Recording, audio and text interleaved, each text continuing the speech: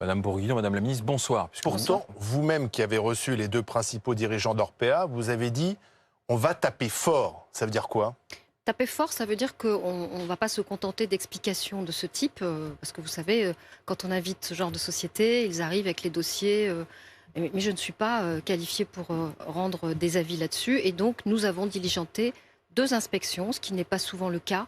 Non seulement il y a une enquête en cours sur l'établissement qui a servi de point de départ par l'ARS, on n'était pas resté inactif sur le sujet, hein. Je ne voudrais pas qu'on pense qu'il n'y a pas de contrôle à ce point, mais par contre, nous lançons une enquête sur, et ces 2 inspections qui sont des IGAS et des IGF, hein, pour aller dans le cœur de la machine, pour comprendre qu'il s'agit de ce groupe, hein, et pas seulement de cet établissement particulier. Il y a 220 établissements concernés et d'autres aussi. Donc vous allez auditer les 220 établissements on va surtout aller voir dans le cœur de la machine, donc, s'il y a un système qui a été établi de rationalisation des budgets, comme il y a eu dans le livre qui a été quand même assez fouillé. Et donc, nous avons besoin de vérifier. Ce livre, vous l'avez lu? Oui, bien sûr, je l'ai lu. En plus, vous savez, j'étais coincée cette semaine, donc j'ai eu le temps de le lire. Parce qu'au départ, je ne pensais pas entrer autant dedans. Et puis après, il y a des choses qui vous interpellent. Donc oui, bien sûr, je l'ai lu. Je trouve que c'est un travail de journaliste assez remarquable, il faut le dire. Maintenant, évidemment, il est à charge, donc on va essayer de voir. Est-ce que vous allez recevoir un Victor Castanet qui a fait cette enquête des Fossoyeurs? C'était pas prévu, mais pourquoi pas? Moi, ce que j'ai envie de faire, c'est surtout entendre les familles, entendre les résidents, entendre les professionnels à mon niveau, et puis aussi permettre que nous avancions sur toutes les autres sources de travail que nous avons maintenant autour des contrôles, etc., que nous allons préciser dans les 3 semaines qui vont suivre. Madame Brigitte Bourguignon, la ministre en charge de l'autonomie, est avec nous ce soir dans BFM Story. Madame la ministre, on reparle avec vous du scandale des EHPAD Orpea, du groupe Orpea. Vous nous disiez il y a un instant que vous alliez diligenter des enquêtes, que vous cherchiez à comprendre s'il y a un vrai système de rentabilité qui prennent le pas sur l'humain qui a été mis en place par Orpea. Vous allez auditer les plus de 200 établissements. Écoutez ce que disait à l'Assemblée nationale tout à l'heure le Premier ministre Jean Castex à propos de cette affaire. Nous n'entendons évidemment pas rester inactifs face à ces accusations présumées. Vous avez dit qu'il ne faut pas que ce soit l'arbre qui cache la forêt. Il ne faut pas non plus jeter le bébé avec l'eau du bain. Il y a beaucoup d'EHPAD, et vous le savez, vous en connaissez dans vos territoires, en France, partout, mesdames et messieurs, qui accueillent merveilleusement leurs résidents, parfaitement leurs résidents. Et donc, on ne peut pas tout mettre dans le même paquet. En revanche, notre vigilance, vous avez raison, doit s'appliquer à l'égard de tout le monde, ce qui suppose sûrement des plans de contrôle plus nombreux et plus performants. Madame Bourguignon, ce livre en enquête démontre qu'il y a un véritable système qui a été mis en place dans ces établissements Orpea, où les soins d'hygiène, la prise en charge médicale et même les repas, on parle de biscottes, sont rationnés par souci de rentabilité. Et on a du mal à comprendre parce que alors certes, ce sont des établissements privés, mais ils reçoivent de l'argent public. Quel est le rôle finalement des agences régionales de santé qui sont censées contrôler justement la qualité des soins dans ces établissements? Est-ce qu'ils font vraiment leur job en fait, ces ARS? Les ARS ont un programme chaque année de contrôle d'établissement. Il ne faut pas laisser penser qu'il n'y a pas de contrôle. Après, ils agissent aussi sur signalement, c'est-à-dire quand il y a des signalements dits de maltraitance ou d'autres événements que des personnes veulent signaler. D'ailleurs, je le dis, hein, faites-le. Mais il y en a eu.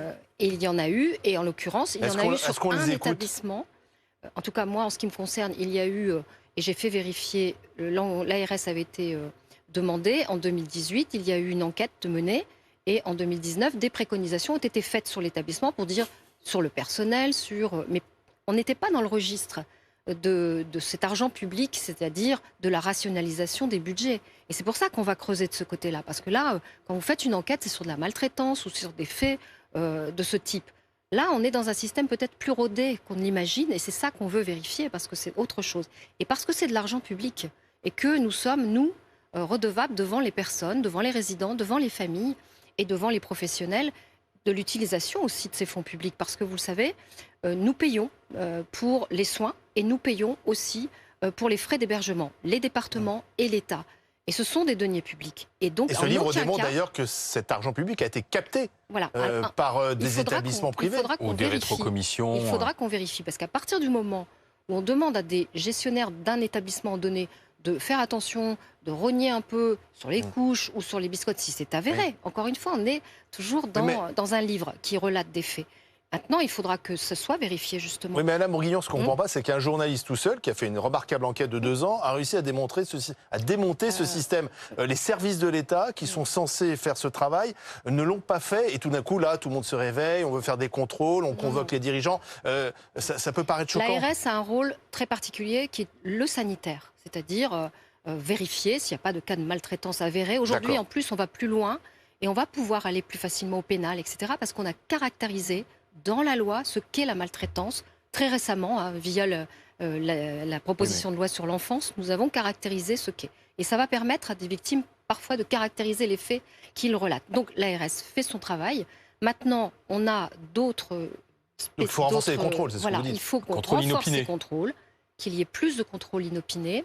Sinon, on a le temps de se préparer, on le sait très bien. Mais ça va être fait donc sur tous les EHPAD de ce groupe en particulier. Mais je vais le dire aussi, beaucoup aujourd'hui de groupements qui ont envie de nous aider, de dire nous voulons faire la transparence sur nos pratiques, il n'y a pas de problème chez nous, seront contrôlés aussi puisqu'ils le demandent, il n'y a pas de problème. On a laissé ces grands groupes privés s'emparer de ce qu'on appelle l'or gris. C'est une manne dans un pays comme la France, ou même un continent européen qui a une population qui vieillit. Est-ce qu'on n'a pas un peu laissé faire, justement? Est-ce qu'il ne fallait pas, dès le départ, fixer des règles? Est-ce qu'on peut faire de l'argent sur nos aînés? C'est un secteur qui est régulé. Et il n'y a aucun... Moi, je le dis et je m'insurge contre ça. Le grand âge, ce n'est pas une pompe à fric. Et donc, il faut continuer à travailler sur ce sujet parce que ça n'est absolument pas à entériner dans nos pratiques. Ce que je veux remettre dans l'esprit d'entreprise, que nous ne remettons pas en question, c'est de dire attention à vos missions. Et votre mission, en l'occurrence, quand vous décidez d'investir sur le grand âge, eh bien, ça n'est certainement pas de faire des gains là-dessus, mais bien de faire votre mission qui est quasiment une mission de service public. Faut-il sortir le privé, ce qui a but lucratif du traitement de nos aînés, de la prise en charge de nos aînés? Non, mais par contre, déjà, comme je vous le disais, on va leur demander des engagements très fermes dans les 3 semaines qui vont suivre, puisqu'ils sont tous d'accord. Non, parce que il y a 20% à peu près sur la masse d'EHPAD en France qui soit du privé lucratif. Ça n'est pas du tout la généralisation et nous veillerons à ça. Comment on peut le faire? En faisant en sorte que l'offre publique soit rénovée, attractive de nouveau, et c'est ce que nous essayons de faire. Et quand on met 2,1 milliards, ce que nous faisons en ce moment, pour rénover les EHPAD, ça n'est pas neutre. C'est bien justement pour montrer qu'il y a une offre associative, non lucrative, privée non lucrative aussi d'ailleurs, ou en tout cas une offre publique qui répond aux besoins. Et c'est ça qu'on veut faire aujourd'hui. On voudrait vous faire écouter Olivia Mokiziewski, qui représente un collectif de familles contre la maltraitance en EHPAD. Elle était l'invitée de BFM Story hier et elle voulait nous alerter justement sur les signalements qui avaient déjà été faits auprès des pouvoirs publics. On a contacté longtemps l'ARS, c'est-à-dire qu'avant même que les gens meurent, il y a eu beaucoup de familles qui ont porté plainte bien avant le Covid. On a alerté sur les maltraitances et on a eu lettre morte de tout ce qui était de la part de l'État, de Madame Bourguignon, de l'ARS. Ah oui, personne ne répond? Ah non, personne n'a répondu. Donc là, tout le monde se réveille parce qu'il y a un livre, en fait, et que ça devient médiatique. Je peux vous dire qu'en tout cas, nous, moi, je représente 300 familles, et 300. le sentiment qu'on a, c'est vraiment celui-là, c'est celui de ne pas avoir... Nous, on a vu le scandale arriver, on l'a vécu au quotidien, et on a alerté, et personne ne nous a entendus. Voilà. Moi, Gilles Bourguignon, personne ne nous a entendus. Alerté vos services. Je m'insurge complètement contre ça, parce que depuis mon arrivée, c'est-à-dire... depuis 2020 seulement, je le rappelle, j'ai tout de suite travaillé avec des collectifs de familles, sauf ceux qui ne veulent pas travailler et qui préfèrent rester dans ce registre, qui n'est pas le mien. Parce que je trouve qu'on devrait éviter de polémiquer bêtement sur ce sujet si on veut travailler ensemble. Et donc j'ai monté un groupe de travail éthique. Je peux vous assurer qu'on travaille là-dessus. Il y a eu une charte, il y a eu des conseils éthiques qui ont été donnés à ces établissements, et les familles qui ont voulu participer, les collectifs de familles qui sont pragmatiques et qui ont envie de travailler avec nous, sont reçus. Donc en aucun cas, il n'y a pas eu de réponse de ma part. Alors, vous dites que des enquêtes vont avoir lieu sur les pratiques du groupe Orpea, mais ce n'est pas le seul groupe. Il y a par exemple Corian et d'autres groupes privés. Est-ce que vous allez contrôler partout? Ce qu'on fait et que nous allons faire dans les 3 semaines qui suivent, c'est d'abord se dire comment on travaille ensemble pour renforcer ces contrôles, faire en sorte qu'il y ait des critères d'évaluation qui soient bien publics, où les gens sauront exactement, quand on veut mettre son parent dans un établissement, quelle qualité il offre, quel service il offre.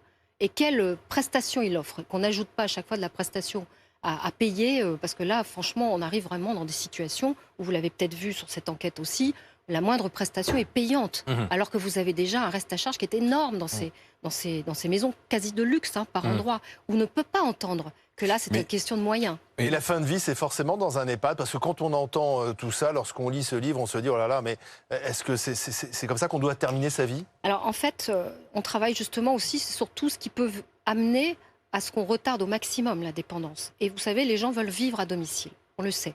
Donc à 85%, les gens veulent vivre à domicile. Il y a 10% seulement de personnes qui terminent dans des établissements à grande dépendance comme ça. Il faut se rassurer là-dessus. Ça veut dire qu'on vit beaucoup plus longtemps, mais qu'il faut inventer des formes alternatives aux EHPAD, c'est-à-dire des résidences partagées, et c'est ce qu'on est en train de faire. Les territoires regorgent d'initiatives à ce sujet-là, et je vous assure qu'on est en train de construire ce parcours-là. Et on a renforcé 1,1 milliard par an que nous mettons sur les aides à domicile et sur les métiers du domicile. Il n'y a pas eu le projet de loi, le grand projet promis par Emmanuel Macron sur la dépendance, sur l'autonomie. D'ailleurs, Jean Castex l'a un peu regretté à l'Assemblée nationale. Non, il a bien expliqué que, d'abord, une loi, ça prend du temps. Par contre, nous avons fait une réforme. Nous avons fait une réforme sur... Oui, il y a eu une pandémie entre deux. Et il y a eu une réforme de l'autonomie qui tient la route, qui a été saluée par les acteurs du secteur. Donc je crois que c'est ça qui est important. C'était de répondre à l'urgence. L'urgence, c'était de mettre des moyens, l'urgence, c'était de mettre des soignants, et l'urgence, c'était de rénover ces établissements dont on parle tant aujourd'hui. Mais la France compte plus de 600 000 personnes qui sont dans les EHPAD. On dit que d'ici une dizaine d'années, elles seront 719 000. Et vu le vieillissement de la population, il faudra 9 000, près de 10 000 places supplémentaires d'ici 2030. Alors ces 10 000 places, ce sera quoi? Ce sera du public, ce sera du privé? Si on raisonne toujours comme ça, oui. Si on fait comme dans d'autres pays qui ont opéré ce virage domiciliaire, comme le Danemark, que je suis allée voir, eh bien, on n'y sera pas. Parce qu'aujourd'hui, la seule solution est assez binaire, finalement, en France. Soit on est à domicile, soit on est dans un EHPAD. Or, il y a 25 ou 30 ans entre les deux. Et on peut construire, je vous assure, de beaux parcours. On peut faire par la prévention le retard de la dépendance au maximum. Et le tout EHPAD ne doit plus être la seule solution.